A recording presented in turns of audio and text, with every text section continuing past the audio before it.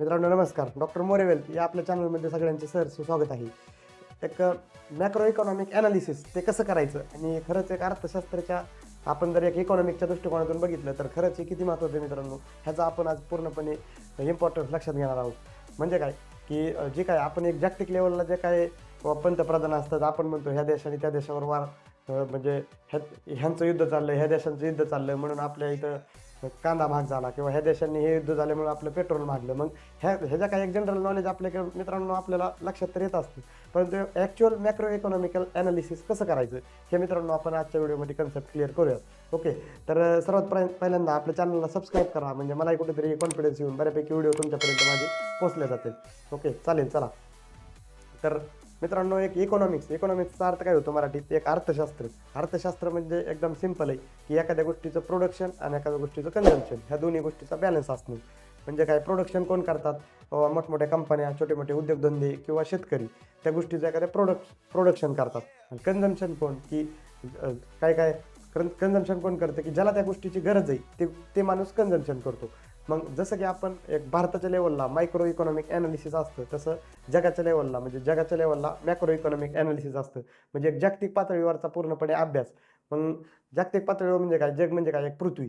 Okay, तर तुम्ही हे बघू शकतात की जवळजवळ आपल्या आपल्या जगात 195 देश आहेत मित्रांनो. मग त्याच्यात काय काय गोष्टी अशा आहेत की त्याच्यामध्ये एक दोन सोर्सेस असतात. एक असतं ते रिन्युएबल सोर्सेस, दुसरं असतं ते नॉन रिन्युएबल सोर्स. म्हणजे काय की आपल्या जगात ज्या गोष्टी नव्याने तयार होतात त्यांना काय म्हणले जातं की रिन्युएबल रिसोर्सेस, आणि ज्या गोष्टी आपल्या जगात नव्याने तयार होत नाहीत त्यांना म्हणलं जातं नॉन रिन्युएबल रिसोर्सेस. ह्या दोन गोष्टी मित्रांनो कन्सेप्ट लक्षात घ्या की जी गोष्ट पुन्हा पुन्हा तयार होती त्याला काय म्हणलं जातं की रिन्युएबल, आणि जी नाही तयार होत त्याला म्हणतात नॉन रिन्युएबल. मग ह्याचं जर दोन्हीचं कन्सेप्ट बघितलं तर जी गोष्ट पुन्यांदा तयार होती त्या गोष्टीला मार्केटमध्ये थोडं डिमांड कमी असतं. ओके, डिमांड कमी असतं म्हणजे डिमांड तर ॲक्चुअल असतं, परंतु त्या गोष्टीचा सप्लाय जास्त असतो.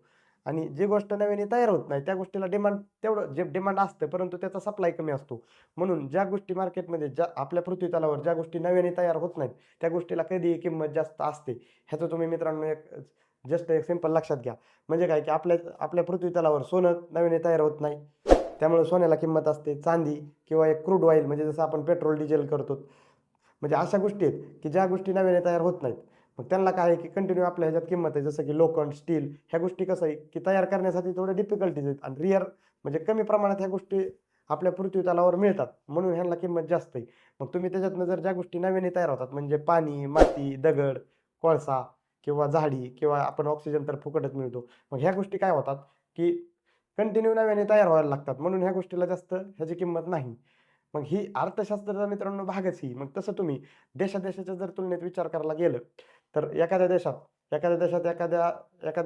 एखाद्या गोष्टीचं उत्पन्न जर जास्त होत असेल तर त्या देशात त्या उत्पन्नाची किंमत कमी असते आणि बाहेर देशात ती एक्सपोर्ट केल्याच्या नंतर त्याला ते जास्त असते. मग जगाच्या तुलनेत कोणता देश काय प्रोडक्शन करतो आणि कोणता देश काय कन्झम्पशन करतो ह्याच्यावर पूर्णपणे देशाची जीडीपी, देशाची इकॉनॉमी आणि देशाची ग्रोथ पूर्णपणे मित्रांनो ह्याच्यावर अवलंबून असते. म्हणजे काय, समजा आपल्या भारताची लोकसंख्या भरपूर काही प्रमाणात आहे. जवळजवळ 100-125 करोडच्या दरम्यान भारताची लोकसंख्या आहे. मग ह्यांच्याकडून म्हणजे एवढ्या लोकांकडून ज्या काय कपात होती, म्हणजे काय अन्न, वस्त्र किंवा त्यांचा निवारा ह्या गोष्टी जे काही बेसिक गरजेचं आहेत, मग ह्यांच्याकडून जे काही खप होतं ते बाहेरल्या देशातले लोकं पूर्णपणे त्यांच्या कंपन्या आपल्या भारतात येऊन धंदे टाकतात. आणि आपल्या भारताला ज्या गोष्टीची कमी आहे त्या गोष्टी ती लोकं लवकरात लवकर फुलफिल करण्याचा प्रयत्न करतात. मग आपल्या देशात ज्या काही गोष्टी जास्त प्रमाणात उत्पन्न निघतं ज्या काही गोष्टीचं, त्या गोष्टी कुठेतरी बाहेर एक्सपोर्ट केल्या जातात.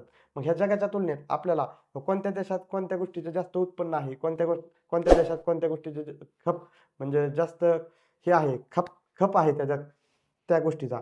मग ह्या गोष्टी जर आपल्याला लक्षात आल्या तर पूर्णपणे एक आपल्याला पण इकॉनॉमिकली अभ्यास लक्षात येईल. म्हणजे काय की तुम्ही देशात कंपेअर करू शकता तेव्हा जीडीपीचं. आपले इंडियन जीडीपी किती किती टक्के ग्रो करते, यूएस जीडीपी किती टक्के ग्रो करते. मग ह्या जे काही बाकीच्या गोष्टीचा जर तुम्ही जीडीपीचा अभ्यास केला तर हे मॅक्रो इकॉनॉमिक ॲनालिसिसमध्ये तुमच्या लक्षात बऱ्यापैकी गोष्टी लक्षात येतात. आणि जी काही नॉन रिन्युएबल रिसोर्सेस आहेत म्हणजे आपलं क्रूड ऑइल, सोने, चांदी ह्यांचं जे काही भाव असतात हे जागतिक स्तरावर असतात. म्हणजे जागतिक स्तरावर असतात की त्यांचं काय, किंवा सोन्याचा भाव हे कुठेतरी आपल्या देशाच्या म्हणजे डॉलरच्या तुलनेत रुपया घसरला किंवा रुपयाच्या तुलनेत डॉलर कमकुवत झाला. ह्या गोष्टी मित्रांनो कशामुळे असतात की आपल्या भारताच्या तुलनेत अमेरिकेचं थोडं अमेरिकेच्या तुलनेत भारत थोडा इकॉनॉमी थोडी घसरली किंवा त्या गोष्टी वाढल्या. म्हणजे ही ओव्हरऑल सगळा जो काय हे आहे म्हणजे इकॉनॉमिकल जे काही पूर्णपणे कन्सेप्ट आहे, ही कन्सेप्ट एकाच गोष्टीवर ह्यांचा मूळ पाया एकच आहे, की प्रोडक्शन आणि कन्झम्पशन. ओके. आणि त्या प्रोडक्शनचं डिमांड आणि त्या प्रोडक्शनचं सप्लाय. ह्या गोष्टी जर मित्रांनो तुम्ही लक्षात घेतल्या, तर तुम्हाला कुठेतरी एक स्टॉक मार्केट आणि स्टॉक मार्केट ईझी वाटायला लागेल. असं काही स्टॉक मार्केट गॅम्बलिंग वगैरे काही नाही. प्रत्येक गोष्टीचा मित्रांनो अभ्यास केला तर त्या गोष्टी पॉसिबल आहेत. परंतु आपण विचार आपले छोटे ठेवतो आणि मोठ्या लेव्हलचा आपण अभ्यास करत नाही. म्हणून आपल्याला स्टॉक मार्केट कुठेतरी सट्टा वाटायला लागतो. पण मित्रांनो, एक स्टॉक मार्केटपेक्षा उच्च श्रेणीचा आपला विचार जर असेल, तर स्टॉक मार्केट ही एकदम आपलं कॅल्क्युलेटिव्ह गणितावर चालतं आणि पूर्णपणे स्टॉक मार्केट ही एकदम आपल्याला इझी टू प्रिडिक्शन असं व्हायला लागतं. त्यामुळे मित्रांनो, तुम्ही कंटिन्यू स्टडी करत चला. मी तर व्हिडिओ बनवतोय बऱ्यापैकी तुमच्यासाठी. मग ते व्हिडिओ तुम्ही कंटिन्यू बघत चला. व्हिडिओमध्ये जर काही अडचण वाटली, काही तुम्हाला जर कन्फ्युजन वाटलं, तर बिनधास्त तुम्ही कमेंट्स बॉक्समध्ये आम्हाला विचारू शकता. तर आम्ही कुठेतरी त्या बाबतीत अजून आमचं स्वतःचं इम्प्रूव्हमेंट करण्याचा आणि चांगले चांगले कंटेंट देण्याचा तुमच्यासाठी प्रयत्न करूयात. चालेल. Thank you.